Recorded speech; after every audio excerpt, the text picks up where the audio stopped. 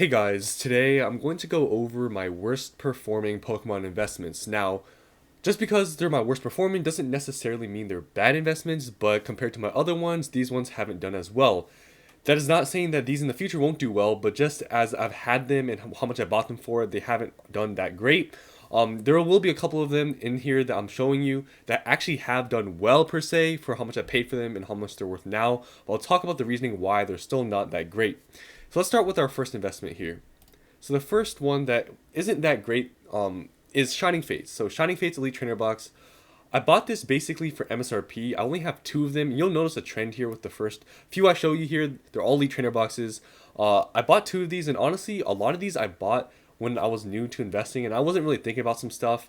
And I thought Shining Fates would be kind of a good investment because when Shining Fates first came out, the prices of these boxes actually went up a little bit. Like, it was actually going up a decent amount, but then they got reprinted, and I bought it at the reprint because I thought that would be the perfect time to do that. Well, none of the cards in the set are really worth anything. I mean, there's the shiny Charizard, but that's kind of it. Everything else really isn't worth much. So I thought it'd be a good time to buy this box because it got reprinted and the price went down. But as you can see here, it has done nothing. It's at $45. I bought it at MSRP like I told you. So I'm down like 10%. Obviously, it's not that bad because I only have two of these boxes, but still I could have used that money for something else.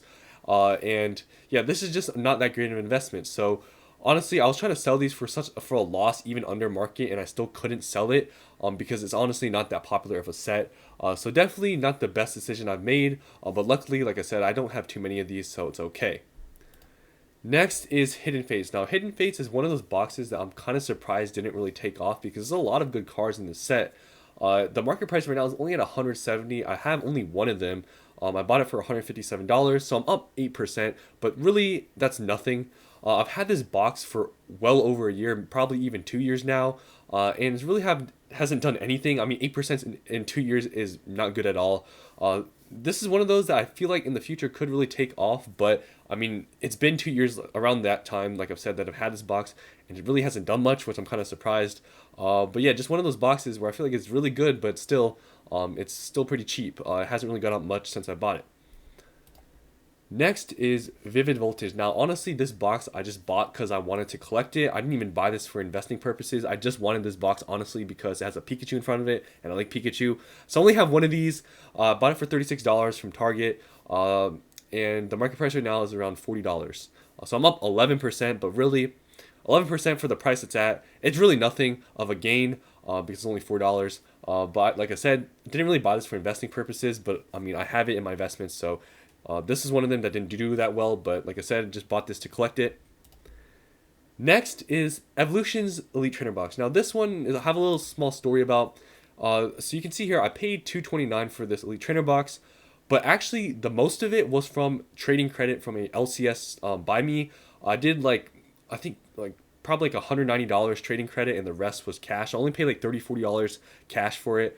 But the market price is 220, and I bought this thing probably around a year ago, and it hasn't done much. So yeah, it's honestly not doing a lot. Even though I used a lot of trading credit, still could have probably traded in for something else like a better booster box or something, and it would have done better. But luckily, I didn't spend full cash on this. Most of it was trading credit, so I'm not that upset that it hasn't gone up. But this is another one of the things that I kind of bought for collecting. I don't really care much about it going like up. That wasn't my main purpose. I just kind of want it in my collection.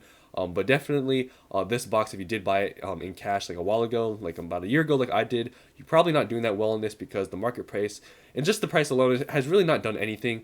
If anything, obviously it's kind of just been stagnant and maybe even been down a little bit. But yeah, another one of those Elite Trainer boxes that hasn't done well for me.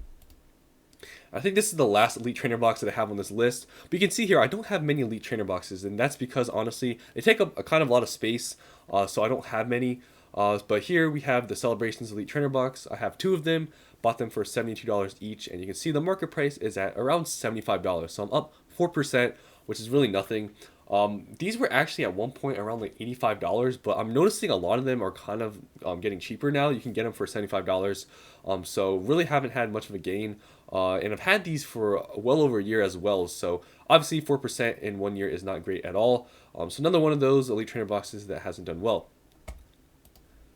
Next, so this is one of those that you're gonna see that I have a huge gain on, but I'm gonna tell you why I'm putting it as one of my worst investments. So you can see here the price per box because I bought like two cases of these. So the price per box, if you do the math, is around $14, and the market price for these boxes is $25. So I'm up 79%, which I think is great. But the problem with this is that I can't sell them, and I'm selling them well under market, and I still can't get rid of them. For example, I'm selling a case of these, or I tried to sell them a case for $100. I don't really know exactly how much that goes down to in price per box, but that's well under the market, and I can't sell it. $100 per case. I can't sell it. So you do the math, 25 times 6, what is that? Like 150? That's $50 under market price, and I cannot sell it. It's kind of crazy, but yeah, that just shows that it matters what you pick. Like, yes, I'm selling it under market, and still can't get rid of it. It shows that it really matters what you buy. Like, you could buy something that goes up, like, I don't know, like 50%, or like in my case 79%, and you still can't sell it, and that's the problem with this. And you could say, yeah, I could break it down and sell the packs and whatever. If I did that, I would pretty much be breaking even. So this is one of those things that I bought because it was really cheap, because at the time I bought this at, it was well under market, and right now I can't sell it. So I thought it was a good opportunity. Luckily, I didn't spend too much money on this. It was only a total of $170, but still could have used that money for something else. But definitely wasn't my best choice of investing. But I don't mind honestly keeping them because it's celebrations. But definitely not one of the most popular products, which shows because I cannot sell it under market. But yeah, definitely. Looking back at it now, maybe shouldn't have not bought it, but it's celebrations, and that was what was on my mind. I'm like, it's celebrations, even though this is not a popular product. Maybe I'll be able to sell it because I was getting it under market price, but I cannot sell it. So kind of sucks. And next here we have the Paldea pin collection boxes. So this one I kind of also got kind of for collecting purposes, because honestly I just like these boxes because it has the starters and it has the pins with them.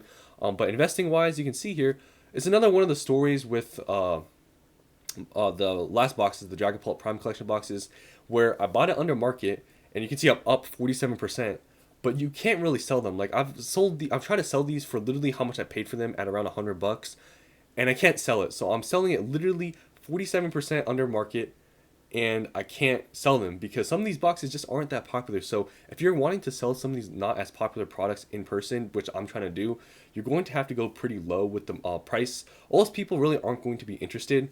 So yeah, another one of the boxes. Like I said, I kind of bought it for collecting purposes, but then over time, I'm like, you know what? I want to use this money for something else that might do better. It's kind of hard to sell. So, but like I said, I bought it for collecting purposes, so I don't really mind holding on to it. But yeah, I just was thinking about getting rid of them to use it for something else, and I wasn't able to. But yeah. Next, and I think this is the last one I have on this list, is the Trick or Trade booster bundles. Now, I bought 5 of these. I actually bought 6, but I opened one. But I have 5 of them. I bought them on average on $17 each, and you can see the market price is around 15. So I'm down like 12%. Same thing, you can see the trend here. A lot of these bad investments I've made, I haven't actually spent a lot of money on. A lot of them was stuff I bought like early on when I just started to invest, and I didn't really know what I was doing. I was just buying a ton of just whatever. These ones I kind of just bought because I thought it'd be one of those things where people are gonna want them because later in the future, because I don't know, it's a Halloween thing, and it's the first thing that came out that's kind of like Halloween themed.